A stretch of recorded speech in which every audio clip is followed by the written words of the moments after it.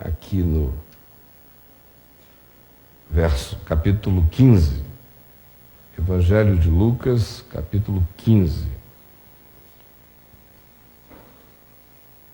Os primeiros 2 versos do capítulo 15 dizem assim: aproximavam-se de Jesus todos os publicanos e pecadores para o ouvir. Um monte de gente considerada de má reputação pelo status quo religioso. Publicanos e pecadores se aproximavam para o ouvir. E murmuravam os fariseus e os escribas, dizendo: este recebe pecadores e come com eles.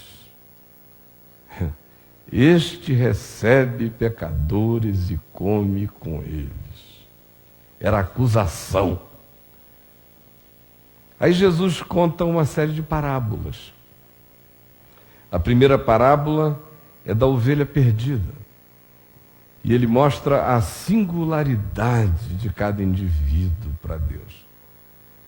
E diz que o significado do indivíduo é tão esmagador que é como se o pastor deixasse no rebanho 99 ovelhas e saísse alucinadamente em busca de uma única que se havia perdido, e a procurará até encontrá-la, e a porá nos braços e voltará com alegria. E Jesus disse: em verdade eu vos digo, assim há alegria entre os anjos de Deus por um pecador que se arrepende, muito mais do que por 99 justos que acham que não precisam mudar de vida e nem de mente, de arrependimento. E aí, ele prossegue e conta a parábola da dracma perdida. Agora é uma dona de casa que está varrendo a casa, e porque ela, de fato, no ato aqui de varrer, esbarra com uma coisa que ela achou que tinha desaparecido para sempre. Ela achou uma dracma que estava perdida. Ela trabalhando, você já imaginou, todo dia, naquela tarefa rotineira, corriqueira, cansativa, de varrer a casa e limpar. E ela, esbarra numa dracma, tinha um valor enorme, estava dentro da casa. Tropeçou na riqueza. E ela disse: olha, Jesus disse, eu digo a vocês que essa mulher vai chamar as amigas e vai dar uma festa. E vai dizer: alegrem-se comigo, porque eu estava de bobeira varrendo a casa e encontrei uma dracma. E aí ele pega e conta uma terceira parábola,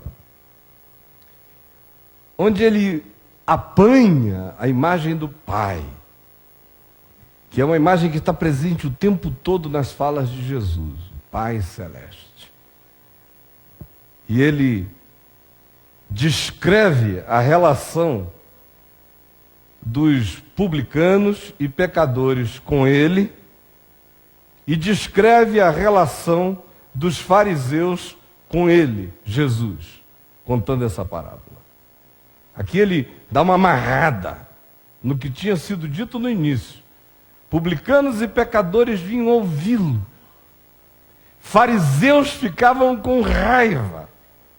E a acusação que faziam é: ele recebe e come com eles. Aí Jesus continuou: certo homem tinha 2 filhos. O mais moço deles disse ao pai: pai, dá-me a parte do bem que me cabe. E ele lhes repartiu os haveres. Passados não muitos dias, o filho mais moço, ajuntando tudo quanto era seu, partiu para uma terra distante e lá dissipou todos os seus bens, vivendo dissolutamente.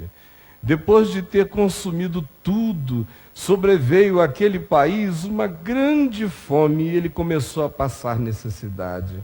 Então ele foi e se agregou a um dos cidadãos daquela terra, e este o mandou aos seus campos a guardar porcos. Ali desejava ele fartar-se das alfarrobas que os porcos comiam, mas ninguém lhe dava nada. Então, caindo em si, disse: quantos trabalhadores de meu pai têm pão com fartura e eu aqui morro de fome? Levantar-me-ei, irei ter com meu pai e lhe direi: Pai, pequei contra o céu e diante de ti. Já não sou digno de ser chamado teu filho. Trata-me como um dos teus trabalhadores. E levantando-se, foi para o seu pai. Vinha ele ainda longe, quando seu pai o avistou, e compadecido dele, correndo, o abraçou e o beijou. E o filho lhe disse: Pai, pequei contra o céu e diante de ti. Já não sou digno de ser chamado teu filho.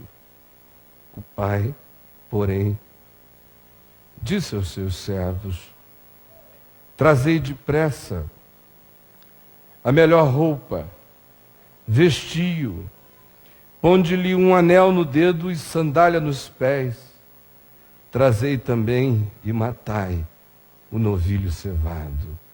Comamos e regozijemo-nos, porque este meu filho estava morto e reviveu, estava perdido e foi achado. E começaram a regozijar-se. Ora, o filho mais velho estivera no campo, e quando voltava, ao aproximar-se da casa, ouviu a música e as danças. Chamou um dos criados e perguntou-lhe o que era aquilo. E ele lhe informou: veio teu irmão, e teu pai mandou matar o novilho cevado, porque o recuperou com saúde. Ele se indignou e não queria entrar. Saindo, porém, o pai procurava conciliá-lo.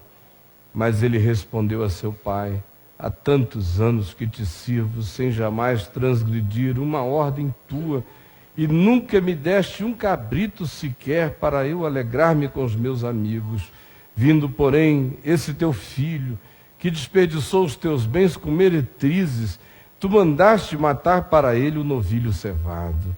Então lhe respondeu o pai: meu filho, tu sempre estás comigo, tudo que é meu é teu. Entretanto, era preciso que nos regozijássemos e nos alegrássemos, porque esse teu irmão estava morto e reviveu, estava perdido e foi achado. Podem se assentar.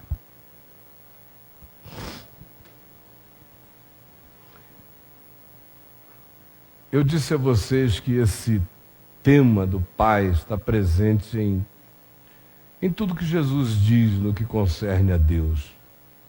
Esse é o acolhimento, é a imagem por excelência que Jesus pinta para nós sobre o que esperar em Deus. Pai, Pai de misericórdia, Pai de graça, que faz vir chuvas sobre maus e bons, faz o sol fazer fotossíntese nas plantas dos fazendeiros justos e dos injustos, e dos agricultores bons e dos maus, e dos grileiros e dos sem terra. Não escolhe, derrama com graça, com misericórdia. Essa insistência de Jesus no fato de que Deus é Pai, e é Pai de misericórdia, é presente em tudo. A oração que Ele nos ensinou a fazer começa assim: Pai nosso, que estás nos céus. Tudo que diz respeito à nossa compreensão, da nossa segurança em Deus, tem a ver com o significado de uma paternidade absolutamente bondosa e consciente do bem, de tal modo que Ele manda que surjam e apareçam entre nós os melhores pais, para ainda assim chamá-los de maus, dizendo aos melhores pais entre nós o seguinte: ora, se vós que sois maus sabeis dar boas dádivas aos vossos filhos, quanto mais o vosso Pai que está nos céus saberá dar boas coisas àqueles que lhe o pedirem. Ele é um pai que só tem prazer nas coisas verdadeiras.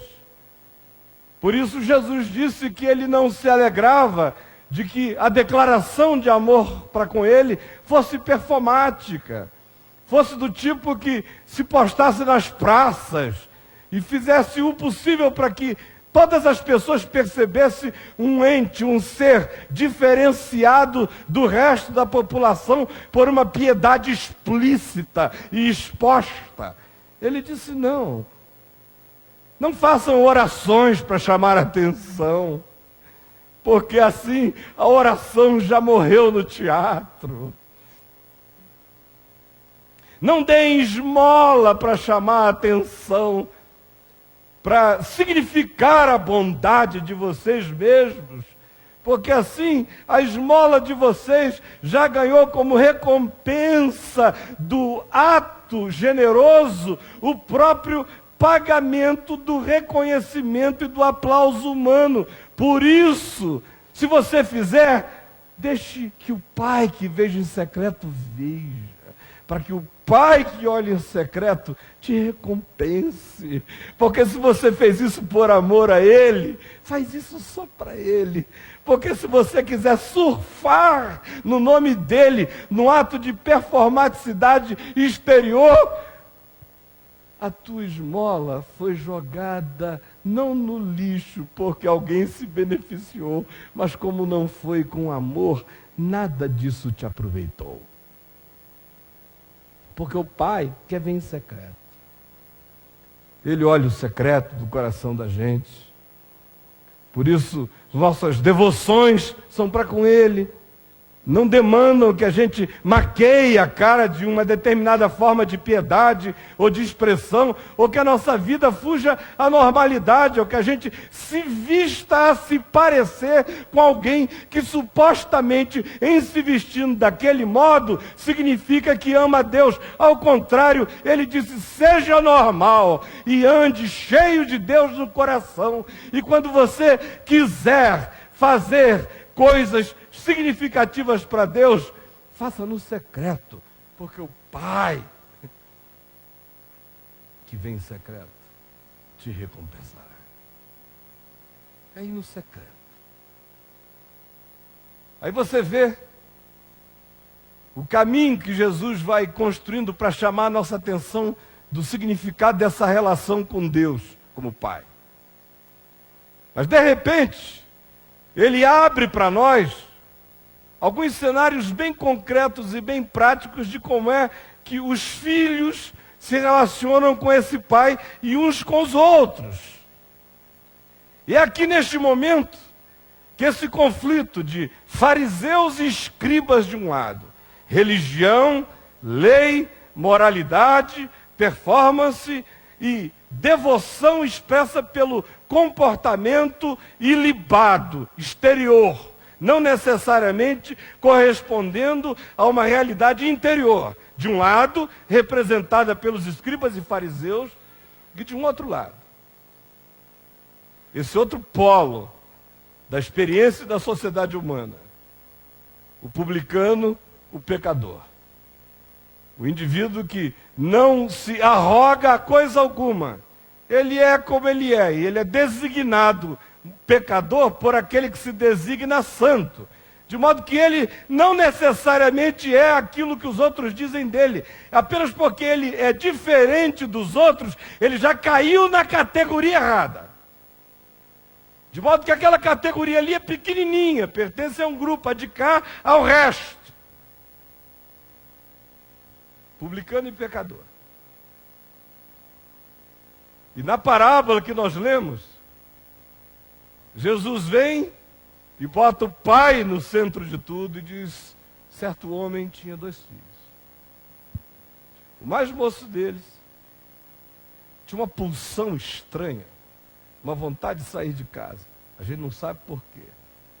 Só no final da parábola é que a gente vai compreender uma das razões. O irmão mais velho que ele tinha devia ser um horror o convívio com o indivíduo.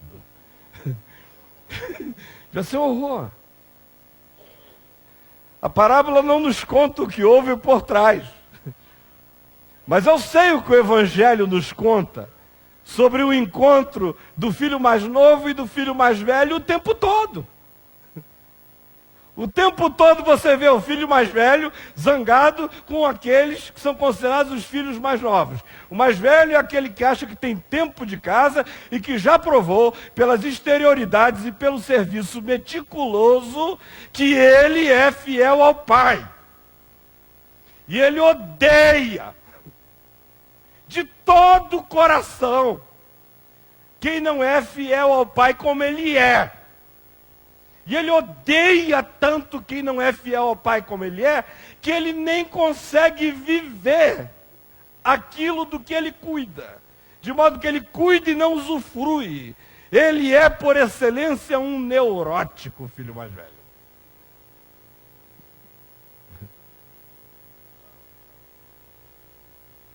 Quando eles iam ao templo orar,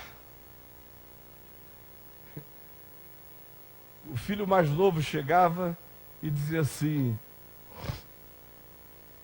não dizia nada, ficava só quieto. Aí o mais velho começava, ó pai, eu te agradeço, porque eu não sou como os demais homens, e nem como este meu irmão aqui, pecador, adúltero e iníquo. Eu te agradeço, porque eu dou meu dízimo de todas as coisas que eu tenho, e mais ainda até daquelas que eu não tenho. E eu jejuo 2 vezes por semana. Muito obrigado, porque tu me salvaste de ser como ele. Aleluia, eu sou um eleito. O filho mais novo não conseguia sequer levantar a cabeça, e batia no peito e dizia, ó pai, tem misericórdia de mim, pecador. E Jesus pergunta, qual dos 2 filhos você acha que desceu justificado para casa? O mais velho ou o mais novo? Em verdade, eu vos digo que o mais novo desceu justificado para sua casa.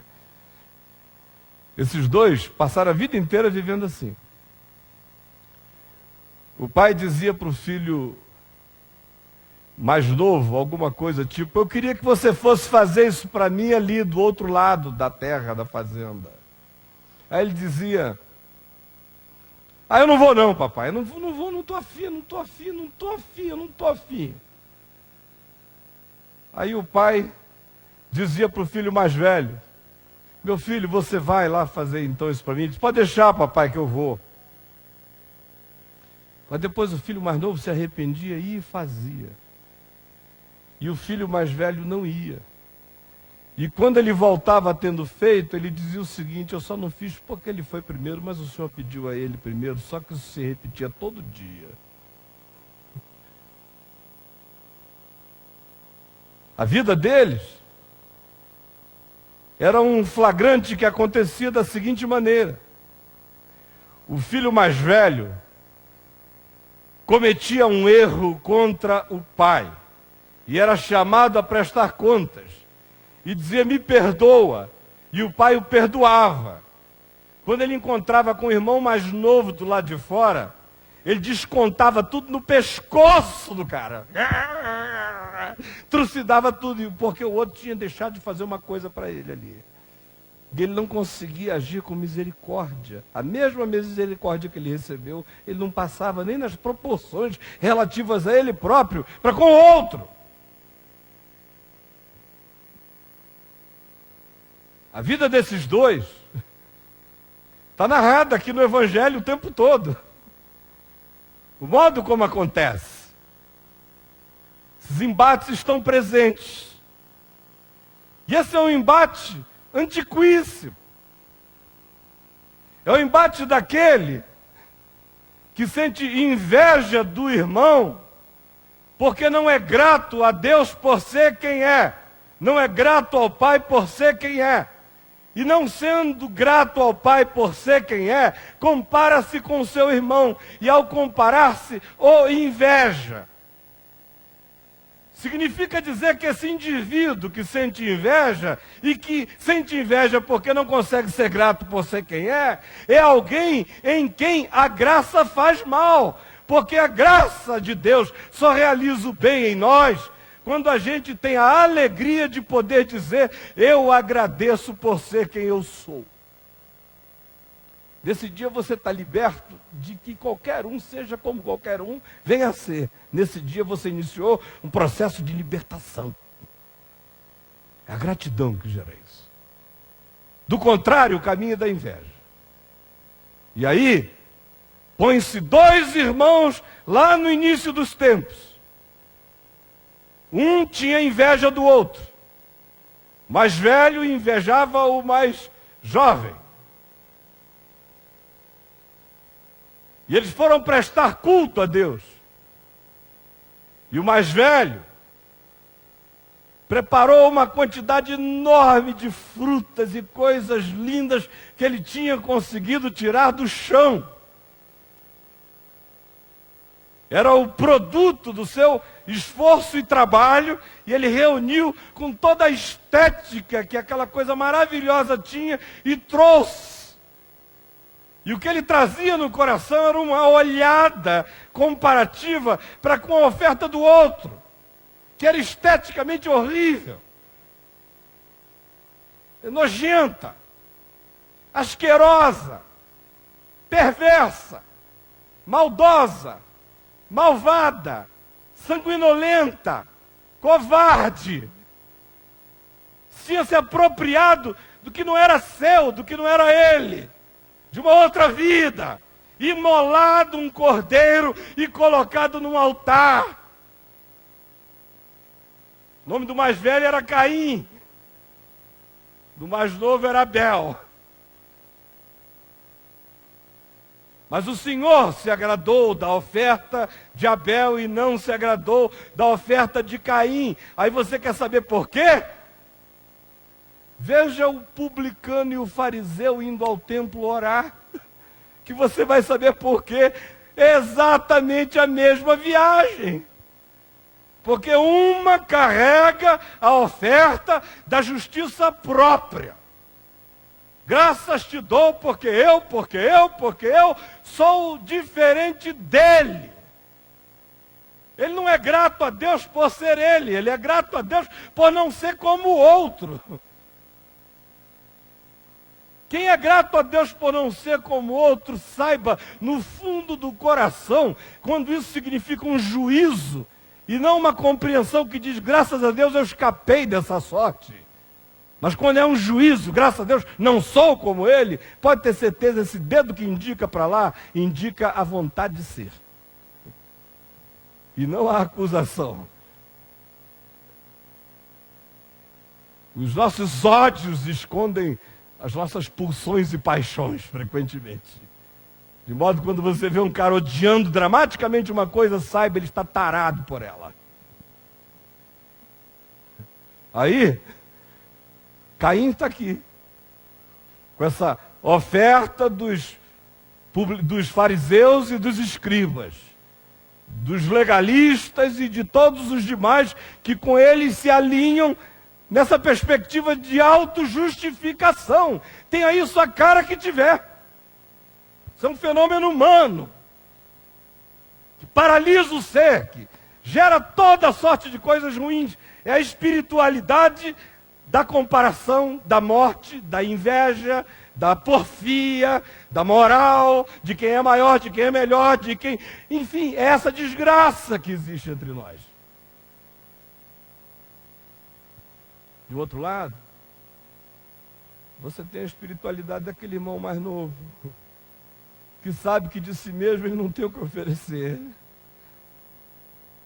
Ele sabe que ele precisa de que uma injustiça seja praticada para que ele seja justificado.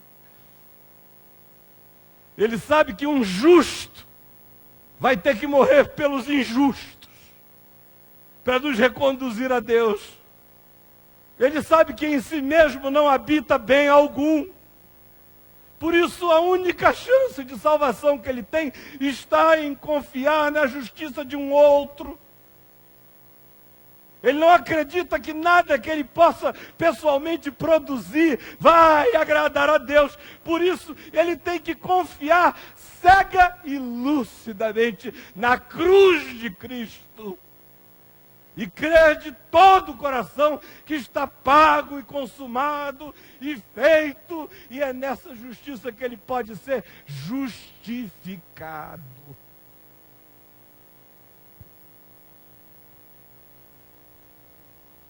Jesus nos conta aqui nessa parábola do filho pródigo, que é de fato a parábola dessa família, é a parábola da gente, é a parábola da humanidade, é a parábola do moralista contra o liberal, é a parábola de um indivíduo pedrado contra um outro em processo de desejar se encontrar, é a parábola do certinho contra aquele que não sabe exatamente ainda como é, ser ou não ser, é a parábola das certezas contra as incertezas, é a parábola da vida de cada um de nós.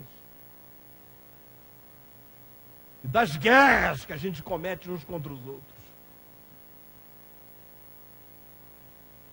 E aí ele vem simplesmente para nos chegar a ensinar uma coisa simples. Deus é pai de todos. Do filho mais velho, do irmão mais novo. A gente não consegue deixar de viver sem fazer movimentos pendulares muito radicais. A gente vê o filho mais velho maltratando o mais novo, vai ficando com raiva do mais velho, porque o mais velho tem ódio do mais novo.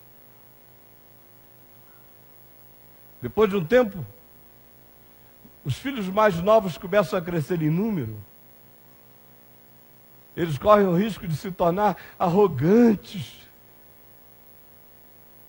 E ao invés de receberem a graça como favor imerecido, perene e eterno, eles podem correr o risco de pensar que eles se tornaram, por alguma razão, por algum mérito de desmérito, por alguma ausência de mérito pessoal, eles receberam um mérito que acabou se tornando deles. E aí, devagar, começa a haver a tirania dos livres contra os supostamente presos e doentes à enfermidade.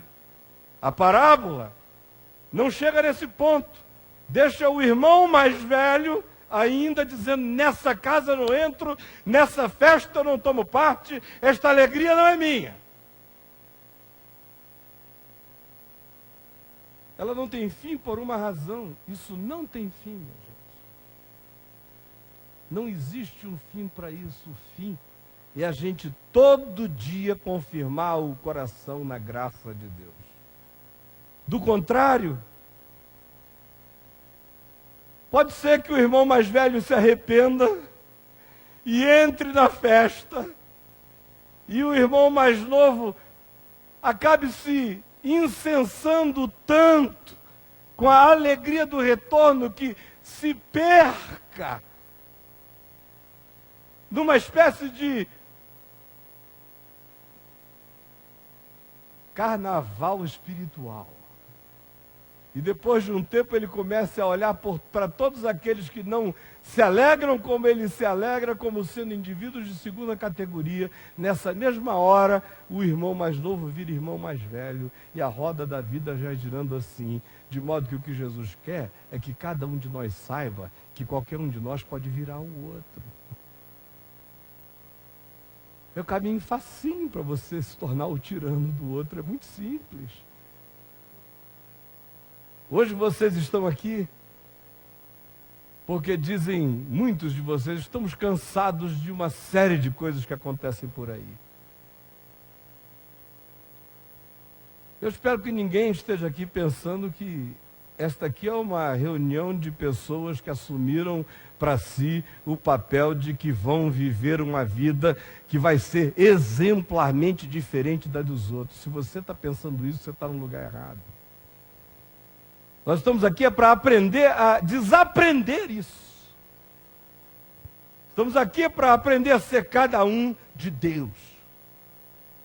Ninguém se comparar com ninguém. O teu irmão é o teu irmão. Você o ajuda, você não o julga. Ele tem pai. E o pai que está nos céus cuida dele. Vai cuidar dele. Quem fica na janela esperando o filho voltar é o pai, não é irmão nenhum. É o pai que veste, é o pai que honra, é o pai que põe onde ele quer, é o pai que faz vir chuva sobre quem deseja, e ele deseja que venha sobre todos.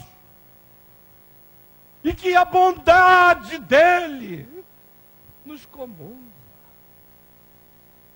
E que o seu amor nos conduza ao arrependimento. Que a graça dele nos constrange.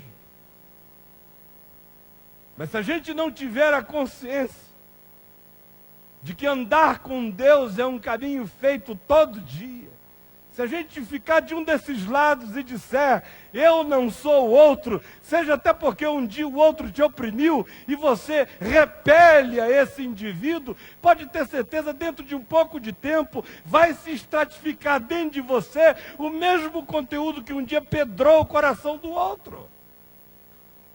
É só uma questão de tempo. Ortodoxia, gente, é só a heresia que prevaleceu. O que vocês estão pensando que ortodoxia é? Eu sou ortodoxo.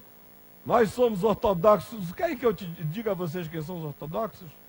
Os ortodoxos são os hereges que um dia tomaram o poder e fizeram com que o que eles chamavam de verdade se tornasse aquilo que todo mundo tinha que chamar de verdade.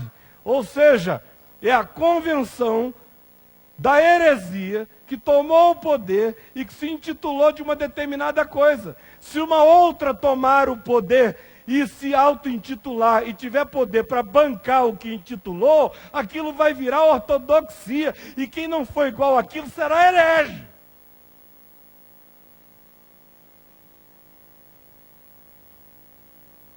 Tudo uma questão de poder. Por isso, se você quer andar no caminho, cada irmão tem que ser apenas irmão do outro. Nós todos temos um só Pai. Ele cuida de cada um, Ele sabe a trajetória que cada um vai fazer, Ele sabe os percursos que cada um tem que tomar. Nós todos somos do caminho, mas no caminho cada um de nós tem o seu caminho individual, guiado por Deus, e nenhum de nós é chamado a se tornar clone de ninguém. Nós só somos filhos de Deus, irmãos uns dos outros. O que passar disso, meus queridos, é invenção da religião e não tem nada a ver com o Evangelho. Mas se a gente simplificar a consciência para esse nível e caminhar na graça de Deus nessa consciência, e jamais entrarmos e nos deixarmos possuir por aquele espírito que pensa que você se torna a lei do outro. No dia que você se interpreta assim, se pensa assim, você se torna opressor, ainda que um dia você tenha sido o mais oprimido. Por isso, na presença do Pai, o que vale é uma consciência só. Nós todos somos herdeiros de uma graça que não merecemos e não poderíamos obter. É um estupro divino. É uma injustiça celestial. É um derramar de profusão exacerbada de misericórdia. É a graça de Deus.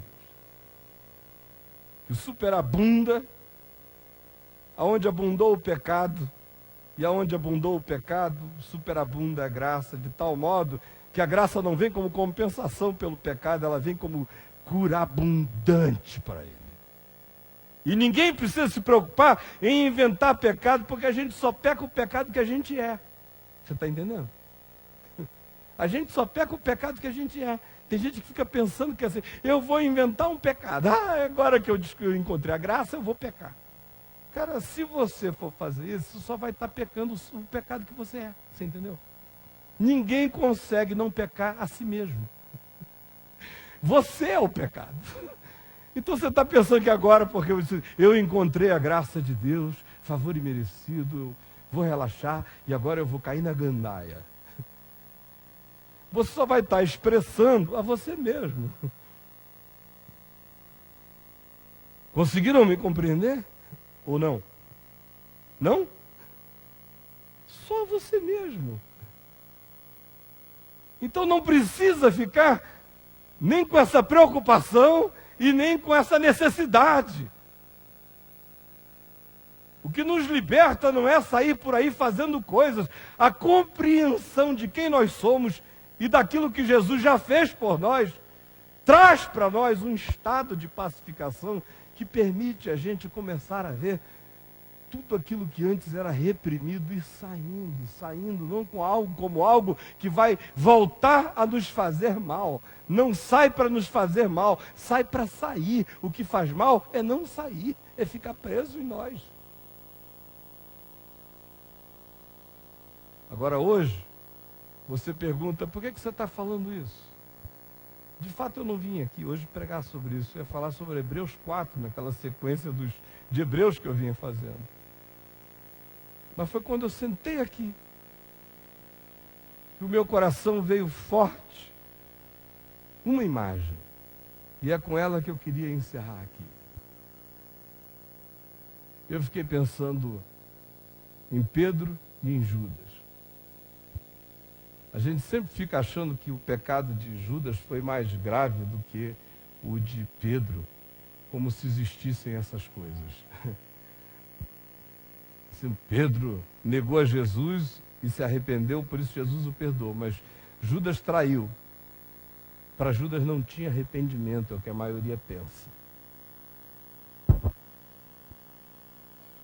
E Pedro, tendo negado a Jesus, chorou amargamente, arrependeu-se e encontrou-se com Jesus no mar da Galiléia, na praia de Tiberíades. E Judas foi em Alcedama e enforcou-se. Dois irmãos do grupo de apóstolos. Um Caim, outro Abel. Um encarnando um espírito, outro encarnando o outro. O que os diferencia não é o tipo de pecado que cometeram, é a resposta que deram. Porque um cai em si e chora amargamente. E lava de dentro para fora a sua própria aflição como confissão. O outro diz: traí e pequei traindo sangue inocente. Vai e suicida. Por que Judas se suicida e Pedro não?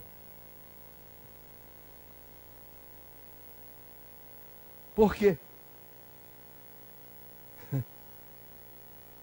Tem uma palavra só entre os dois: justiça própria. Tem um que chega e diz: eu sou irredimível. O irredimível vai e se mata.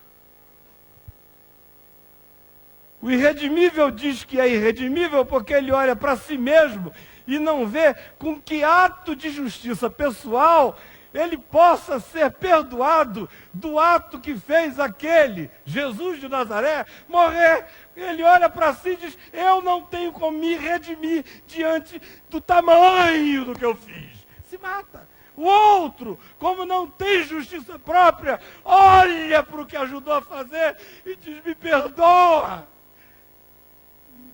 Eu não te... Arreda-te de mim, porque eu sou um pecador. E puxa a cruz para o meio do peito. E fica ali. O que diferencia um do outro é justiça própria. O que diferencia o pródigo do irmão mais velho é justiça própria. Se você se agarra na justiça própria, o que gera-se dentro de você é inveja, comparação, amargura, hostilidade. E você vai pedrar. Agora, se o teu coração se mantiver enternecido pela graça de Deus, repetindo para os outros o perdão que você sabe que recebe, se você não interrompe o ciclo da graça que recebeu perdão celeste, compartilha-o na terra, isso gera ação de graças que volta sobre você de novo. E é nesse ciclo aí que o Evangelho ensina que a vida gira para o bem e para a glória de Deus. Quando você interrompe, se a graça que você recebeu, você estanca o fluxo na relação humana e não a transforma em misericórdia, em graça, você parou o processo. Parou o processo. Por isso,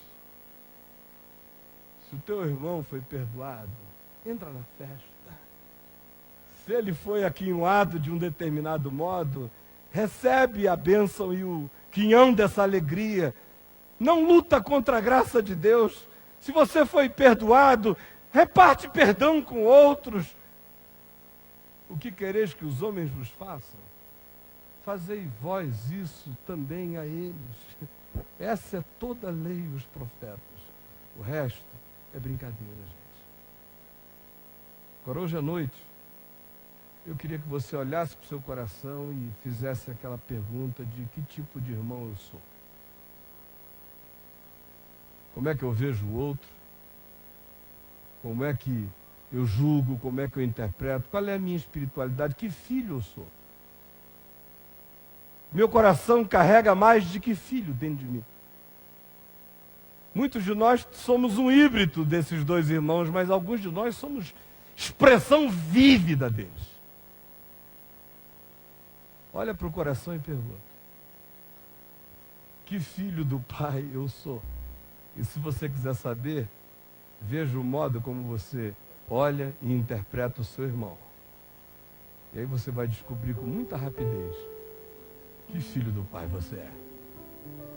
Você é o que se alegra com os que se alegram e chora com os que choram? Ou você fica triste quando alguns estão se alegrando e feliz quando alguns estão se entristecendo?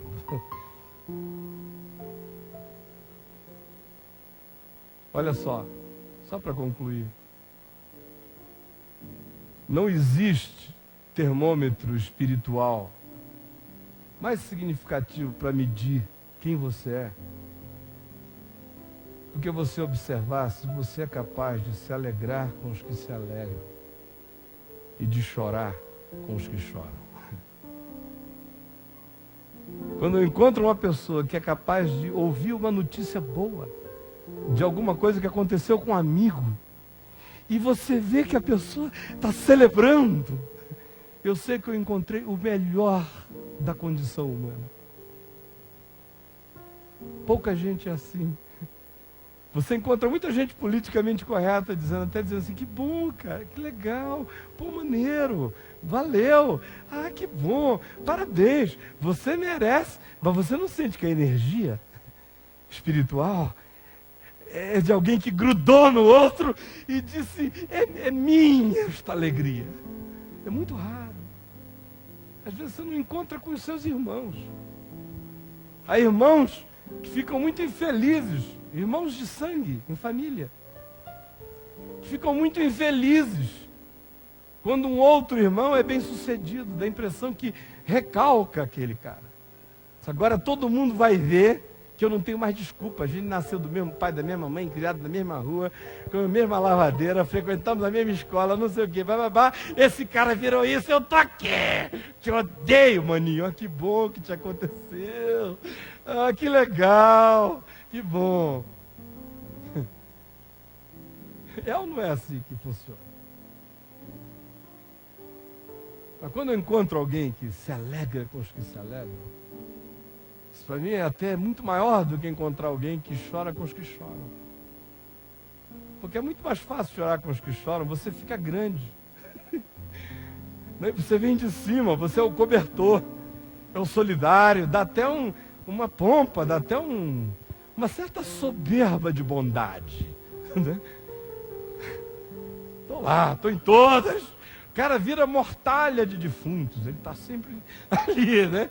É um enfermeiro existencial, ele carrega uma cruz vermelha no peito, o dia inteiro está ali, Mas tem desses aí, se você disser para ele, olha, quero te dizer uma coisa, tua irmã encontrou o homem da vida dela, está apaixonada e vai casar, e esse cara entra em crise. Com raiva. Por isso, até chorar com os que choram não carrega para mim o potencial de revelar quem o ser humano é, do que como a capacidade positiva de se alegrar com os que se alegram. A gente gosta muito do chorar com os que choram, né? Porque lágrimas saem. E aí o outro disse, ele nem precisava estar chorando, mas está. Que bom, ele é muito bom. Agora, se alegrar com os que se alegram. Gente assim, mas aí daí, é fácil? É fácil nada. É a mais pesada de todas as tarefas. Fazer isso sem comparação.